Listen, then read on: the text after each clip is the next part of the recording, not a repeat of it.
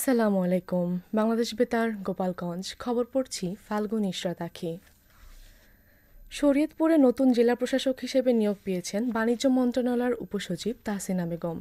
জনপ্রশাসন মন্ত্রণালয়ের উপসচিব আমিনুল ইসলামের স্বাক্ষরিত প্রজ্ঞাপনে বলা হয়েছে, বিসিএস প্রশাসন ক্যাডারের কর্মকর্তা তাহসিনা বেগমকে শরীয়তপুরের জেলা প্রশাসক ও জেলা ম্যাজিস্ট্রেট হিসেবে পদায়ন করা হয়েছে।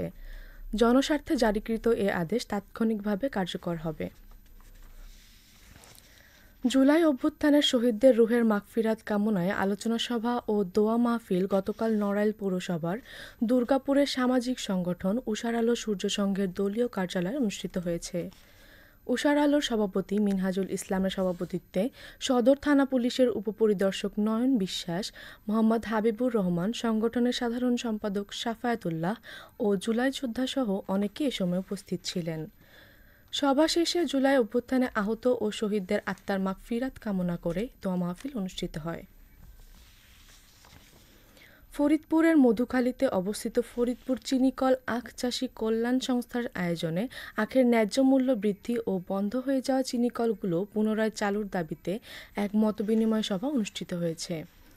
গতকাল আখ চাষী কল্যাণ সংস্থার ভবনে এ সভা অনুষ্ঠিত হয়। বাংলাদেশ চিনিকল আখচাষী ফেডারেশনের ভারপ্রাপ্ত সভাপতি আলহাজ মোহাম্মদ মুসলিম উদ্দিন এতে প্রধান অতিথি হিসেবে উপস্থিত ছিলেন। সভায় বক্তারা বলেন, চিনি শিল্প টিকিয়ে রাখতে হলে আখচাষীদের ন্যায্য মূল্য নিশ্চিত করা জরুরি। পাশাপাশি মাড়াই স্থগিত হওয়া মিলগুলো পুনরায় চালু করা সময়ের দাবি। আখচাষী কল্যাণ সংস্থার সভাপতি হাজী মোহাম্মদ শফিকুল ইসলামের সভাপতিত্বে আখচাষী কল্যাণ সংস্থার সাধারণ সম্পাদক রেজাউল করিম ছোটু, ফেডারেশনের দপ্তর সম্পাদক শাহাবুর রহমান খৈবাও, ফরিদপুর চিনিকল আখচাষী কল্যাণ সংস্থার সহ সভাপতি মির্জা মুরাদ হোসেন সহ সংশ্লিষ্টরা এ সময় উপস্থিত ছিলেন। ফরিদপুর শহরের রঘুনন্দনপুরে গতকাল থেকে শুরু হয়েছে ৬ দিনব্যাপী সনাতনী ধর্মীয় উৎসব।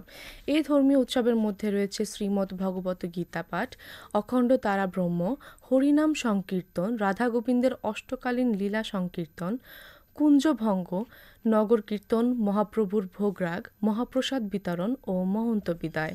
উল্লেখ্য, আগামী শনিবার এই উৎসব সমাপ্ত হবে। শরীয়তপুরে রেল স্টেশন নির্মাণের দাবিতে মানববন্ধন কর্মসূচি অনুষ্ঠিত হয়েছে। গতকাল বিকেলে পদ্মা সেতুর জাজিরা প্রান্তে শতাধিক মানুষের অংশগ্রহণে এই কর্মসূচি পালন করা হয়। বক্তারা বলেন, পদ্মা সেতু শরীয়তপুরের অংশ দিয়ে নির্মাণ করা হলেও এসব ধরনের সুবিধা থেকে বঞ্চিত শরীয়তপুরবাসী। একদিকে সড়কের বেহাল অবস্থা, অন্যদিকে পদ্মা সেতুতে রেল সংযোগ থাকলেও স্টেশন না থাকার কারণে রেলে যাতায়াত সুবিধা থেকে বঞ্চিত তারা। এ সময় জাজিরার নাওডোবা চত্বর এলাকায় রেল পরিষেবা নিশ্চিতে রেল স্টেশন নির্মাণের দাবি জানায় মানববন্ধনে অংশগ্রহণকারীরা। মাদারীপুর সদর উপজেলা শ্রীনদী বাজারে ভোক্তা অধিকার সংরক্ষণ অধিদপ্তরের বিশেষ অভিযানে 2টি ফার্মেসিকে জরিমানা করা হয়েছে। গতকাল জেলা ভোক্তা অধিকার সংরক্ষণ অধিদপ্তরের সহকারী পরিচালক সুচন্দ মণ্ডল এ অভিযান পরিচালনা করেন। ভোক্তা অধিকার সংরক্ষণ আইন লঙ্ঘনের অভিযোগে ফার্মেসি মালিক আব্দুর রহিম শেখকে ৫,০০০ টাকা এবং গৌরাঙ্গ মণ্ডলকে ৩,০০০ টাকা জরিমানা করা হয়। উল্লেখ্য, অভিযান চলাকালে ভোক্তা অধিকার দপ্তরের উপস্থিতি টের পেয়ে একাধিক দোকান মালিক দোকান বন্ধ করে পালিয়ে যায়। এদিকে ফরিদপুরের আলফাডাঙ্গায় ভ্রাম্যমাণ আদালতের অভিযানে মোহাম্মদ নাসির উদ্দিন নামে এক ভুয়া দন্ত চিকিৎসককে ১ বছরের কারাদণ্ড ও ১ লাখ টাকা জরিমানা এবং অনাদায়ে আরও ৩ মাসের কারাদণ্ড প্রদান করা হয়েছে। গতকাল নাসির ডেন্টাল নামে একটি প্রতিষ্ঠানে এই অভিযান পরিচালনা করেন সহকারী কমিশনার ভূমি AKM রায়হানুর রহমানের নেতৃত্বাধীন ভ্রাম্যমাণ আদালত। সাজাপ্রাপ্ত মোহাম্মদ নাসির উদ্দিন উপজেলার বানা ইউনিয়নের কোঠরাকান্দি গ্রামের মৃত ওলিয়ার রহমান মোল্লার ছেলে। আদালত জানায়, নাসির উদ্দিন নাসির ডেন্টাল নামে চেম্বার খুলে দীর্ঘদিন ধরে ডেন্টাল ডাক্তার হিসেবে রোগী দেখে আসছিলেন। এমন গোয়েন্দা তথ্যের ভিত্তিতে ভ্রাম্যমাণ আদালত অভিযান পরিচালনা করে তার চেম্বারে। এ সময় তার চিকিৎসা সনদ, নিবন্ধন কিছুই পাওয়া যায়নি। এছাড়াও চেম্বারে মেয়াদোত্তীর্ণ ঔষধ পাওয়া গিয়েছে। বাঁধে আবারও ভাঙন। শরীয়তপুরের জাজিরার মাঝিরঘাট এলাকায় হঠাৎ ধসে গেছে পদ্মা সেতুর কনস্ট্রাকশন ইয়ার্ড রক্ষায় নির্মিত তীর রক্ষা বাঁধের ২০০ মিটার এলাকা। নদীতে বিলীন হয়েছে একাধিক বসতবাড়ি ও ব্যবসা প্রতিষ্ঠান। গতকাল বিকেল 4:30টায় হঠাৎ করেই পদ্মার ভাঙন শুরু হয় শরীয়তপুর মাঝিরঘাট এলাকার পদ্মা সেতুর কনস্ট্রাকশন ইয়ার্ড রক্ষা বাঁধের একাংশে।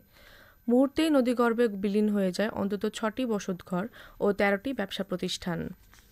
ভাঙনের হাত থেকে রক্ষা পেতে এলাকাবাসী তড়িঘড়ি করে অন্তত ২৫টি স্থাপনা সরিয়ে নিয়েছে। রাতেই ভাঙন এলাকা রক্ষায় বালু ভর্তি জিও ব্যাগ ফেলে ভাঙন প্রতিরোধে কাজ করেছে পানি উন্নয়ন বোর্ড। সবশেষে আবহাওয়া।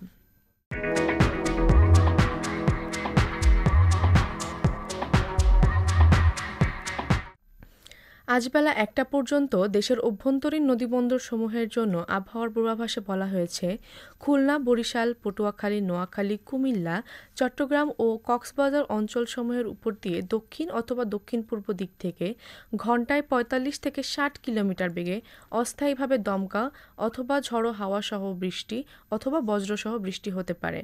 এসব এলাকার নদীবন্দরসমূহকে ১ নম্বর সতর্ক সংকেত দেখাতে বলা হয়েছে। খবর শেষ হলো। আমাদের পরবর্তী খবর প্রচারিত হবে আগামীকাল সকাল ৮টা ৩০ মিনিটে বাংলায়।